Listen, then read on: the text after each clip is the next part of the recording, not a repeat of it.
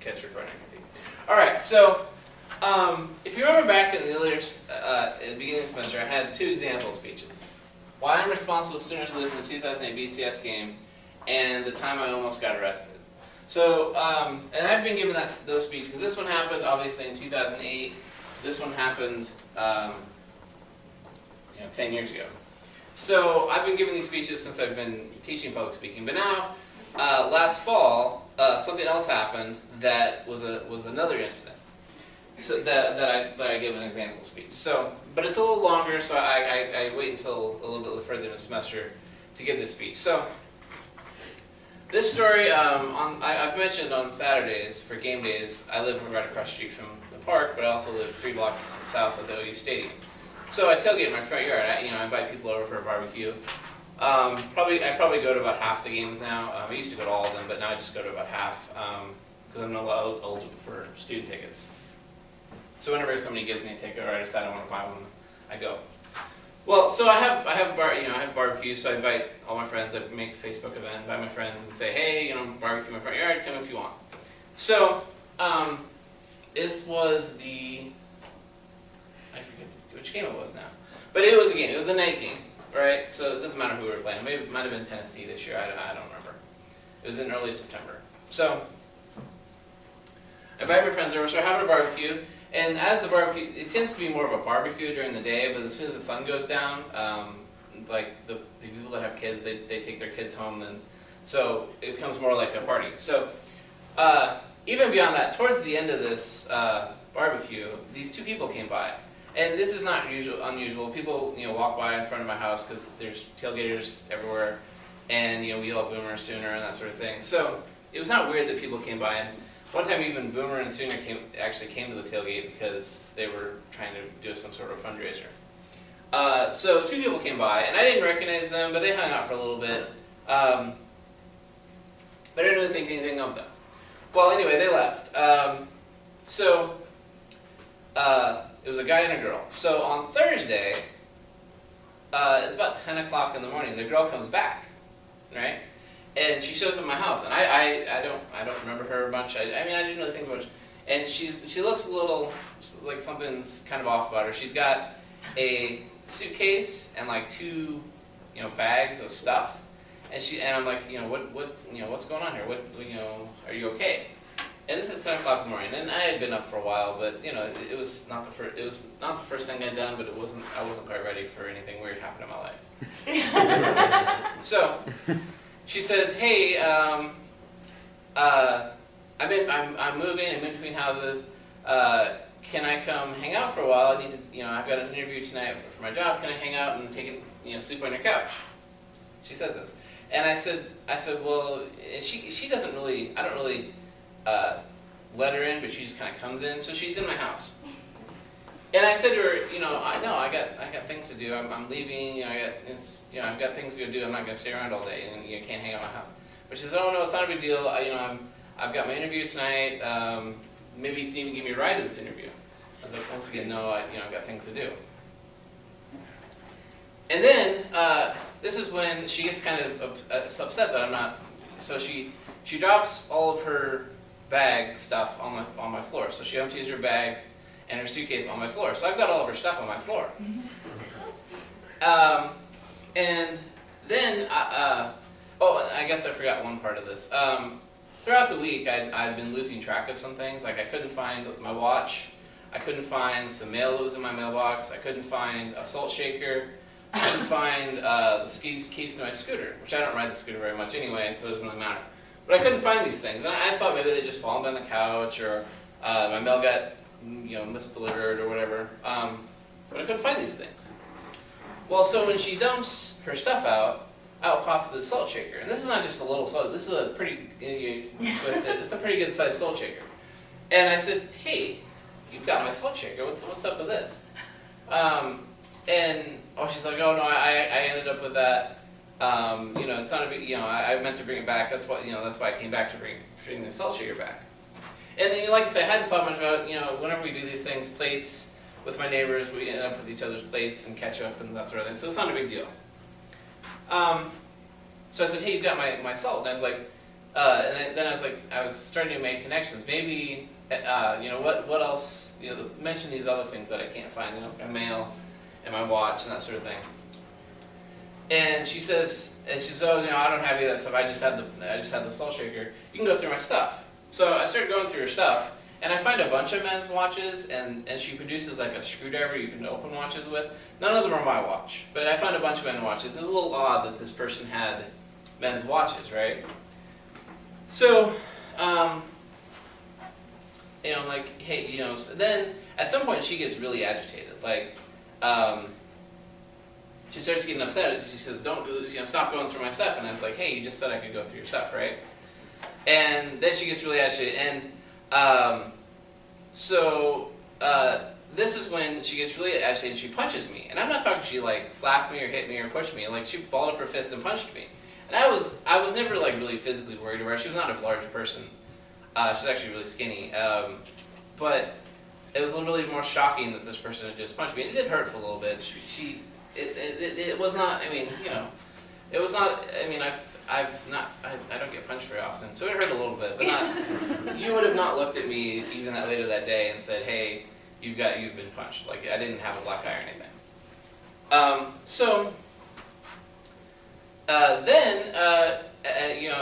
And then she's like, quit going through, so I stopped going through stuff like, hey, you gotta go, I don't know what you're doing, but you gotta leave.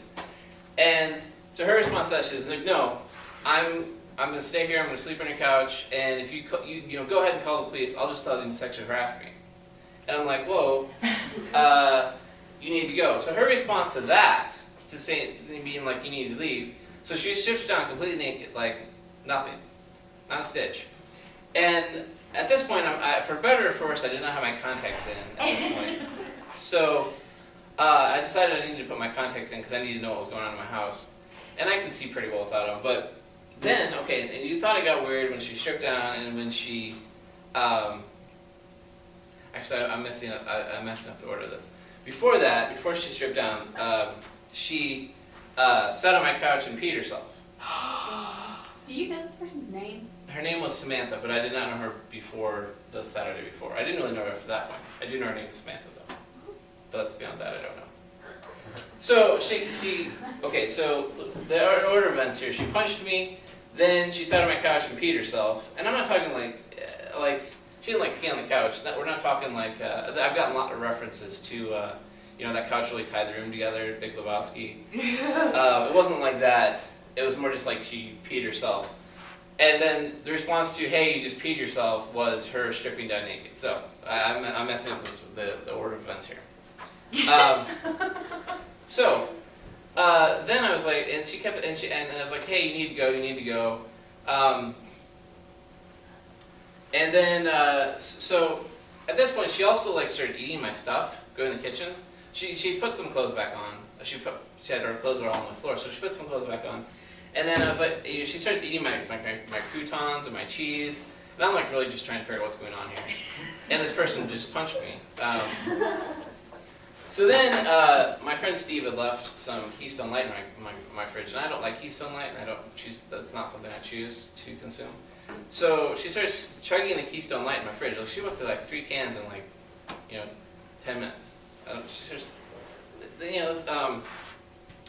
So then, I'm like, I keep saying, you gotta go, and she keeps saying, go ahead and call the police, I'll just tell them who sexually harassed me. And, I don't know if she was trying, actually wanted me to call the police, or she had a place to stay, or if she was trying to bluff me to not doing it. I don't know what the deal was. So then, I'm like, this person something's wrong with this person at this point. I mean, I realized that beforehand, but so I start bagging up her stuff and putting, so that I could make her go. And then, so I think she's starting to message that she's not gonna take a nap on my couch. So then she starts getting on her phone, and she's calling people to get a ride from my house. And then she says, well, I can get this guy to drive me halfway to you, and then you can meet. And I was like, well, I'm not going to meet other people there. Is there any place I can take you that you'll just go? And she says, well, she says, well, I have a storage facility because I'm moving. You can take me there, and then that's where I'll be. So I keep going through her stuff trying to put it in bags, and she gets agitated again, and she starts balling her fist like she's going to punch me, and I'm like, don't do that, because if she punches me again, then we've got some problems. And then she starts throwing stuff around my house, and she broke a little lantern. She broke the glass of the lantern.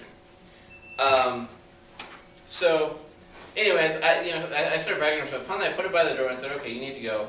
And she's like, she's still fighting this, and then. So then I take her stuff and put it in the front yard, and I say, "You need to go." And then she says, "Well, can you drive me to the storage facility?" I'm like, "Okay." So I put her stuff in my car, put her in my car, take her to the storage facility, drop her off, leave her at the storage facility. And then I get home, I go back home, and I'm like trying to figure out what happened here. Like, what has just happened in my life? Where is my life going with this?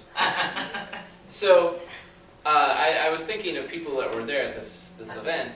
At my house, and usually I don't worry. Like, I don't worry when strangers come by, because I've got enough people there that they're not going to do weird stuff or steal my watch and my scooter keys and so on and so forth.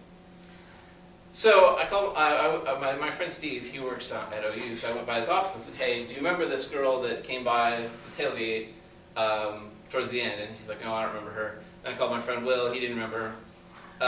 Neither of them remember, but Steve was adamant, you need to file a police report, because she's making accusations. Who knows if she comes back?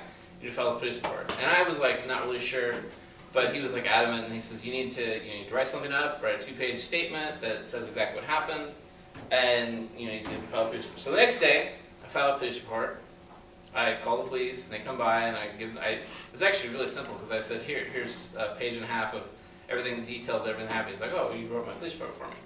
Very slick. So, and I showed them like the salt shaker, and they dusted prints on the Keystone Light cans and on the salt shaker, and I showed some stuff that she had left behind, because I didn't bag them up, like so. Anyway, so and so that was the end of that. I haven't heard from her before again, which is good. I did call the detectives that did the situation. They called and they said that they checked with the storage facility. She didn't want a spot there, and they checked with. She said she had an interview with, I think it was Integris Health, and they don't. Her interview was like 7 p.m. and they said they don't do interviews after 5, which makes sense. So that is the time I was punched in the face by a crack bar. So that's my third example speech. Now I have some visuals with this, since we're talking about visuals. This is the injury. So when she broke the lantern, I injured my hand. I bled a little bit. So I had an injury. I don't think these are actually from that, but this bled a little bit. I don't have any pictures of myself, because you wouldn't have seen anything on my face from me getting punched. Like, you wouldn't have. I mean, it hurt for like a week or so. Just a little bit. Like, I could touch it and it would hurt, but I don't know. It didn't give me a black eye. And so, if you remember, she peed on my couch. And I like my couch, so I went and got a bunch of cleaners. And I had this one already, because I have pets. So, everyone came once in a while, they throw up or have accidents and that sort of thing. So I had this one, so I sprayed that immediately on. Then I went to the store and picked up all of these. So I did in order. So I went with this one, then this one, this one right here. This is where, if you ever have, maybe if you have kids, not crackers, pee in your stuff, that is what you want right there. That's the key. It's got a little brush here, the little foamy. My couch is cleaner now than it was, or it was after that than it was before. So, and then this here is the couch being clean. So it's pretty clean. So anyway, so that is the time that you can go ahead and stop it. That's the time I got